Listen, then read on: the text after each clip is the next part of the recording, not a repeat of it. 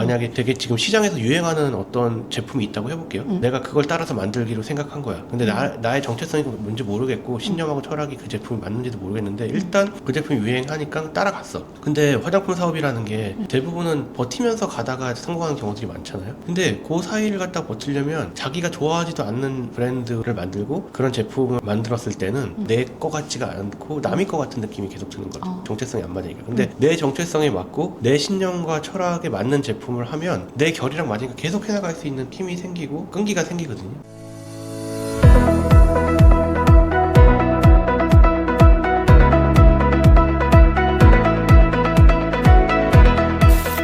항상 신념과 철학 이런 게 브랜드 기둥이라고 생각하시잖아요. 그거를 꼭 해야 되는 이유가 있을까요? 그러니까 이 얘기를 갖다가 제가 한번 정리를 해야겠다 그런 생각을 많이 했었거든요. 왜냐하면은 이게 이해가 잘 안 가는 얘기잖아요. 되게 추상적으로 들리는 얘기라서. 맞아. 어려워. 여러 가지 이유가 있는데 그 중에서 오늘 그러니까 브랜드사 대표한테 이게 필요한 이유를 제가 얘기해 볼게요. 네, 좋아요. 네, 소비자 입장에서가 아니라 자기한테 필요한 이유.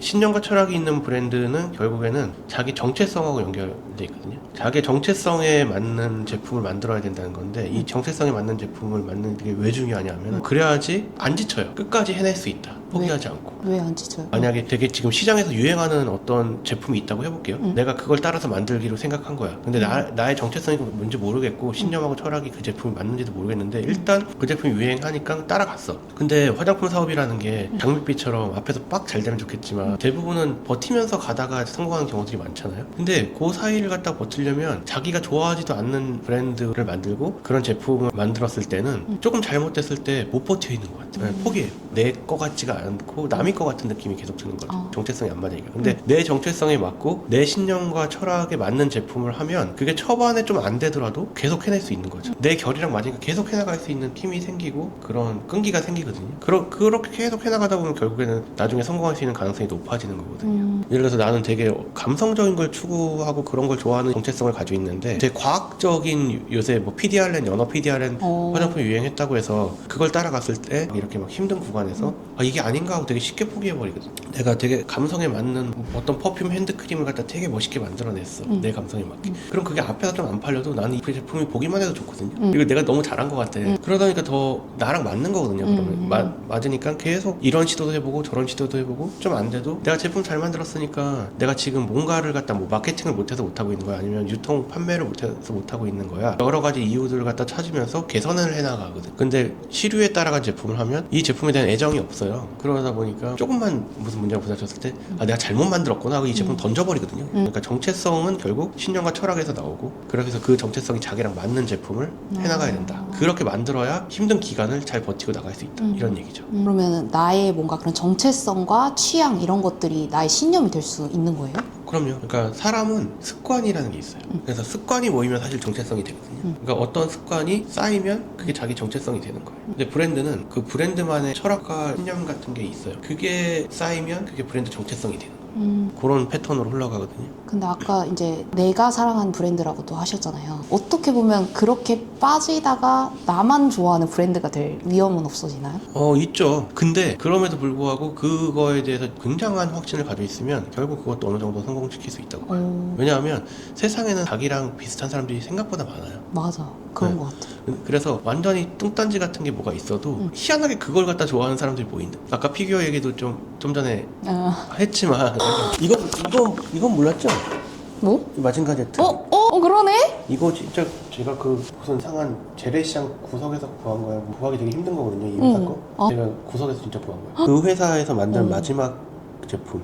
이런 거 모으고 좋아하는 거 보니까 대표님 이때까지 말한 게 뭔 말인지 알겠어. 잘 모르는 피규어인데 그걸 갖다 또 보면 그냥 느낌이 오고 되게 좋아하는 사람들이 있단 말이죠. 분명히 있어요. 맞아. 그게 모수가 많냐 적냐의 차이죠. 근데 우리는 저번부터 항상 얘기하지만 우리는 아주 큰 모수를 향해 달려갈 필요가 없어요. 내가 우리 팬을 작게는 500명 예전에 그런 얘기 들었어요. 그 인스타나 뭐 유튜브가 진짜 완전히 자기 찐팬 500명만 있으면 장사를 할 수가 있어요. 그러니까 생활을 할 수 있을 정도의 돈을 벌 수 있는 장사를 할 수 있다고 하거든요. 진짜 뭐 어떤 셀럽이 있어. 진짜 찐팬이 사람이 그냥 500명은 그렇고 한 3,000명 정도의 진짜 팔로워가 있다고 해볼게요. 그럼 그 사람들과 그 안에서 커뮤니티를 형성해서 뭔가를 할 수가 있고, 그 화장품도 마찬가지예요. 자기가, 제가 저번에 영상에도 말씀드렸지만 우리 제품을 갖다가 사는 매월 구매해주는 사람이 한 5,000명 넘어가기 시작하잖아요. 그러면은 그 브랜드는 무조건 돌아가거든요. 아마 3,000개도 돌아갈 거예요. 제가 계산을 해봐야겠죠. 그리고 10,000개 정도 되면 이제 성공 가도가 보이기 시작하거든요. 제 경험상 봤을 때 전 되게 오랫동안 봐왔잖아요, 여러 브랜드사들을. 근데 처음에 이제 브랜드 만들고 나서 막 저한테 연락 와요. 하나도 안 팔렸대. 큰일 났대, 망했대. 3-4일 지났는데도 아무도 안 팔리고 내가 아는 사람만 몇 명 샀대. 그러다가 진짜 모르는 사람이 한 개 사기 시작하거든요. 전화 와서 막 온 세상을 얻은 것처럼 기뻐해. 모르는 그러니까. 누군가가 샀대. 네. 그리고 그게 2개가 되고 3개가 되고 그러면서 이제 월에 한 500개가 모르는 사람이 샀다. 이렇게 되거든요. 그러면서 이제 만약에 1,000개 정도 넘어가기 시작하면 이제 자신감이 진짜 붙기 시작하거든요. 그리고 이제 다음 제품을 막 만들기 시작하죠. 저는 거기서 딱 느껴요. 됐다. 안착했다. 그거 같아요. 로켓을 갖다 지상에서 쐈을 때 대기권을 갖다가 뚫고 나가서 궤도에 인공위성이 안착했다. 이제 돈다. 이런 느낌이에요. 그게 제가 볼 때 한 10,000개 정도 되는 시점에 완전 안착하기 시작하고, 제가 경험했던 걸로는 그렇게 말씀하신 분이 저한테 해서 회사가 굉장히 크고 월에 200만 개 그 당시? 네, 월에 200만 개 이런 식의 발주를 해요. 그 브랜드도 좀 자기 취향을 담은 그런 브랜드였어요? 대표가 자기가 추구하는 방향은 정확히 맞아요. 자기 정체성이 녹아있어요. 생뚱맞게 아닌 경우로 시류를 따라갔는데 그렇게 해서 성공했던 게 있었나라고 생각해봤는데 네. 있기야 있죠. 근데 그건 좀 조건 컨디션이 달라요. 처음부터 이제 좀 투자 같은 것도 많이 받고 자본력이 네, 있는 뭔가, 상태에서? 뭔가 자본이 밀어버리는 막 이런 스타일들. 그런 경우는 예외이기도 한데 그것도 위험해요. 제가 주변에서 자본 엄청 내다가 막 한 사람들도 꽤 있었거든요. 여기부터 이제 자기의 뭔가 그런 이름값이 있었고 그걸 통해서 주변에 이제 자금을 모으는 거죠. 투자를 받는 거예요. 진짜 막 크게는 뭐 100억대 시작하고 막 이런 사람들이 있고. 근데 그렇게 해서 소리 소문 없이 사라진 브랜드들 많아요. 예를 들어 100억이 투자됐어요. 그 브랜드 시작에 좋은 인력도 세팅하고 건물도 좋은 데서 임대도 얻고 해서 막 이미 제품이 나오기 전서부터 화려해. 뭔가 기대가 되게 커. 좋은 제조사에서 그렇게 만들어. 근데 못 떠. 네? 왜? 돈이 많은데, 자본이 많은데. 그러니까 이제 그거는 이제 브랜드에 혼이 없어요. 제가 그런 브랜드들, 안 된 브랜드들 갖다 제가 처음부터 보거든요. 거기서는 얘기 안 하지만 솔직히 딱 바로 느낌이 오거든요. 이 브랜드가 될지까지는 못 맞춰. 안 되겠다는 정확히 맞춰. 네, 이거는 좀 힘들겠다라는 생각이 속으로 들어요. 왜냐면 제가 말한 브랜드가 코어가 없다? 중심이 되는 뭐 정체성이라든지 그 브랜드에 끌리는 매력이라든지 그런 게 없고 그냥 겉으로는 뭔가 잘 만든 것 같은데 그냥 어디서 잘 된 것들을 좀 짜집기한 느낌도 들고 브랜드 이름부터 어디서 잘 되는 이름 컨셉을 그대로 갖다 와서 뭐 옛날에 뭐 닥터 시리즈들 많았잖아요. 닥터 어쩌고 저쩌고 뭐 이래갖고 뭐 더마 코스메틱 브랜드 디자인 같은 거 좀 해놓고 근데 특색 없어. 여기 것도 비슷하고 여기 것도 비슷하고 불특정 소비자들이 이걸 인정해줘야 되잖아요. 그치. 근데 그 소비자들이 감흥이 없는 거예요. 이것도 맞아. 똑같고 이것도 똑같은데 뭐가 다르지? 굳이 닥터지 사지. 맞아. 제가 브랜드명 실명 거론하기 싫었고 제가 요새 브랜드사들한테 하도 연락이 많이 와요. 하여튼 그런 거. 네. 닥터 땡땡 사지. 그러면 대표님은 오시는 분들이 또 확실하게 또 방향성을 이미 정하시고 오신 분들도 있는데 네. 그냥 잘 모르겠어. 네, 맞아요. 그러면 좀 어떻게 좀 찾아가시는 편이세요? 1시간만 서로 얘기해봐도 다 나와요. 그래도 좀 어떤 질문 같은 거 던져보세요. 일단 뭐를 머릿속에 생각하고 있는지를 빨리 캐치해내죠. 사실 그걸 알아야 대화가 이어지니까. 아무리 아무 생각 없이 오신 분들도 평소에 자기가 머리에 생각하고 맞아. 있었던 것들이 있어요. 네, 그거에 대해서 좀 물어보고 얘기를 듣다 보면 이분이 추구하시는 방향은 이런 거겠구나. 이런 걸 좋아하시겠구나. 이런 게 저는 굉장히 빨리 파악이 되니까 거기서 사실 1시간 정도 얘기하면 그거 앞에서 말씀 안 드리지만 제 머릿속에 이미 그 제품에 대한 기획이 끝나요. 대박이다. 하도 오래 하셨으니까. 다 있어요. 근데 그게 차이가 있는 거죠. 어떤 사람들은 자기가 지금 처해 있는 조건이 되게 좋은 사람들도 있어요. 애초에 그 베이스가 좋은 거예요? 그러니까 화장품 아무것도 모르고 아무것도 개발 안 해봤더라도 예를 들어서 자기가 지금 인터넷에서 무슨 판매를 되게 오랫동안 해왔어. 그러면 이미 판매에 대한 그 스킬들이 굉장히 좋거든요. 그치. 그래서 이미 어느 정도는 자신이 있는 상태죠. 어떤 제품을 갖다 놔도 자기 이 정도는 팔 수 있다는 자신감은 다 있거든요. 그런 사람들. 그런 사람은 되게 조건이 좋은 거죠. 대부분 자기 자신의 페인 포인트로부터 시작해요. 그러니까 자기 자신의 불만족, 불만족. 결핍. 이거 한국말이 생각이 안 나. 누가 보면은 막 미국에서 오래 사람들 결핍으로부터 보통 시작을 하거든요. 그래서 뭐 자기가 예를 들어 피부가 어려서부터 되게 안 좋았다. 뭐 여드름도 많이 나고 뭐 조금만 막 제품 써도 트러블 싹 일어나고 이런 사람들은 아무래도 그런 제품에 관심이 많고 그래서 그치. 민감성 더마 코스메틱 하고 싶다고 하고 또 이제 뭐 머리가 좀 이제 많이 빠지신 분들 이런 분들은 또 탈모 제품에 관심 미용사분들 그럼 헤어 제품에 관심이 많겠죠. 인플루언서는요? 인플루언서는 이제 아무래도 자기를 좀 돋보이게 할 수 있는 제품들 아니면은 자기가 그 인플루언서 활동을 하면서 좀 많이 얘기해왔던 컨셉들이 있어요. 미백에 대해서 막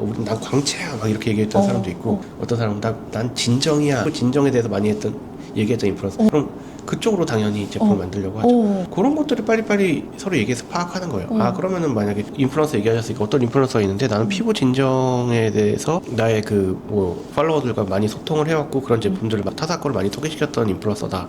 그러면은 뭐 더 생각할 게 있나요? 그럼 피부 진정 민감성 피부를 위한 화장품을 만들어야 되는 거고 그 인플루언서도 거기에 계속 결핍이 있으니까 계속 그런 얘기를 팔로워한테 얘기를 했던 거일 수도 있겠네요. 그렇죠. 자기가 그래서 그랬잖아요. 그건 자기 정체성이라니까요. 신념 사명이 별게 아니에요. 거창한 게 아니라 그게 자기 신념 사명이 되는 거예요. 내가 민감성 피부로 고생했기 때문에 민감성 피부를 가진 사람들의 고충을 알고 그걸 해결해 줄 수 있는 솔루션을 제공하겠다.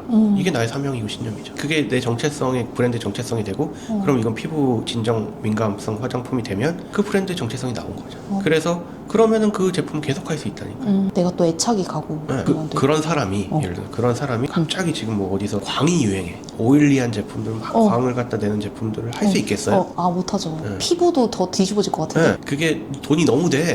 누가 봐도 그런 제품만 냈다면 팔리는 세상이 갑자기 왔어. 그러면은 막 사람들이 막 그쪽으로 막 집중을 할 거 아니에요. 그죠. 나도 될 것 같아.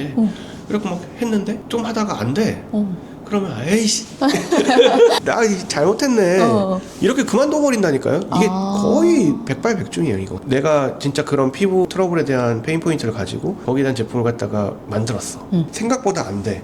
그러면 그걸 때려치지 않아요. 당연하죠. 때려치지 않는 게 아니라 방법을 계속 찾는다. 내가 지금 뭔가 잘못하고 있다는 걸 느끼고 제품이 잘못된 게 아니라 방법이 잘못된 거야 라고 생각한다니까. 거기서는 방법이 잘못된 거야 라고 이렇게 생각을 가져버리게 된다니까. 이건 내 정체성이 확립이 된 거거든. 그래갖고 막 여러 가지 방법을 갖다가 계속 번갈아가면서 써보다가 결국 방법을 찾는다니까요. 어느서 딱 먹혀요. 되게 신기한 거 뭔지 알아요?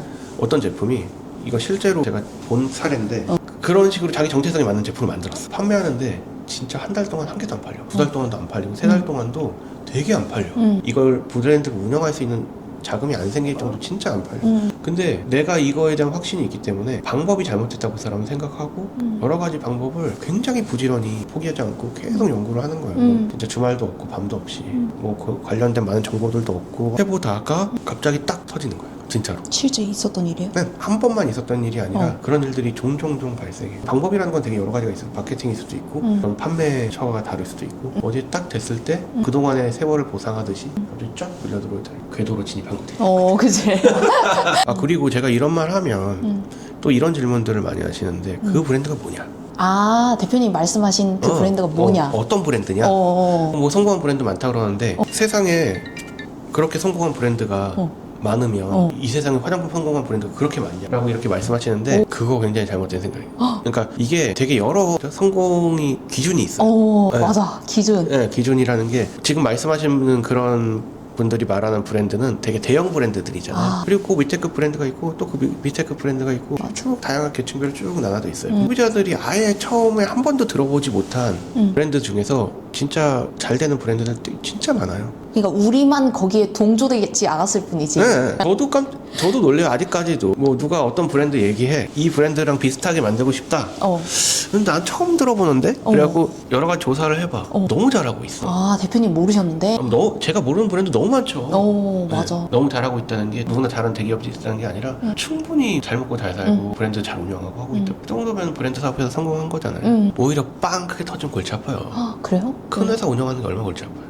자기 마음대로 할 수 있는 것도 별로 없고 회사 커지면서 자기 회사 자기게 아니에요. 그래서 계속 그 작은 상태를 유지하는 것도 나쁘지 않다라고 하시는 거구나. 제가 그걸 대표님이. 몸소 실천하고 있잖아요. 저는 그래서 일부러 회사가 커지는 걸 원치 않아요. 사업체 규모를 크게 키우지 않고 적정 규모를 유지하는 이유죠. 저도 예전에 굉장히 크게도 운영했었고 다 여러 가지 저는 경험을 해봐갖고 더 확실히 알고 있는데 직원들도 많아지고 막 뭐 사무실도 커지고 이러면은 내가 나라는 사람이 내 회사는 커지는데 나라는 사람이 사라진다. 그러니까 사람마다 달라요. 막 그런 것도 좋아하는 사람도 있죠. 막 점점 막 되는 걸 좋아하는 사람도 있고. 맞아. 저 같은 경우는 적절한 수준에서 하는 걸 좋아합니다. 저는 그런 면에서 사업가는 아닌 것 같아요. 창작자지. 맞아, 맞아. 네, 창작하고 개발하고 뭔가 맞아, 맞아. 좀 특이한 걸 좋아하는 사람이지 나는 사업 경영자는 아닌 것 같아요. 네, 경영자는 저랑 안 맞더라고요. 그래서 제가 제 브랜드 운영을 안 하고 있는 거예요. 사람들이 또 많이 물어보잖아요. 대표님 왜 본인 브랜드 안 하세요 하는데 오. 저는 그 브랜드 운영은 경영적인 측면도 많이 크다고 생각하거든요. 왜냐면 그 브랜드를 만들고 좀 잘 만들어서 운영하면서 이렇게 회사를 굴려나가면서 그 브랜드를 성장시켜 나가야 되는 이 과정들이 뭔가 경영이랑 더 많이 닮아 있다고 생각하거든요. 만드는 것까지는 창작과 기획과 뭐 재밌는 과정들이 있지만 그 후에 그걸 운영하는 과정은 저랑은 좀 별로 안 맞아요. 그런 안 거는 맞으시죠? 또 그런 거 좋아하시고 잘하시는 분들이 맞아, 하시면 되고 맞아. 저는 그런 분들 잘 만들어 드리면 되는 거고 브랜드의 신념 철학이 중요하다는 거를 브랜드사 대표님의 입장에서 오늘은 말씀을 드렸어요. 대표님 입장에서 그게 중요한 이유는 자기의 정체성과 맞아야 몰입되고 그래야 어려운 구간도 그걸로 인해서 버텨나갈 수 있고 더 자신감 있게 해나갈 수 있다. 중간에 멈추지 않고 여러 가지 방법들을 찾으면서까지 나갈 수 있게 되려면 자기가 그 자기 브랜드에 대한 신념과 사명과 철학은 굉장히 중요하다. 결국 신념과 사명과 철학이 브랜드 정체성. 그렇죠. 그 정체성이 그 대표의 정체성과 일치해야 돼. 그랬을 때 그 브랜드가 파워가 세진다는 거죠.